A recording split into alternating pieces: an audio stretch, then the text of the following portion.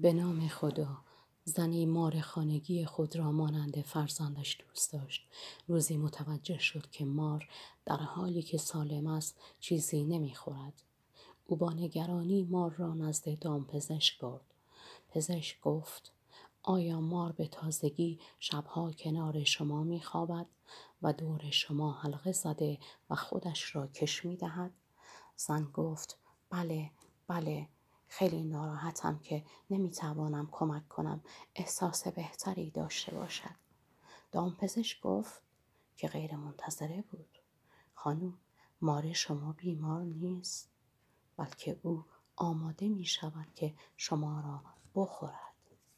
هر بار که او شما را در آغوش می گرفت اندازه شما را بررسی می کرد تا ببیند توان هضم شما را دارد یا خیر. به این دلیل چیزی نمی خورد. بله، از دشمنی که آشکارا حمله می کند نترس.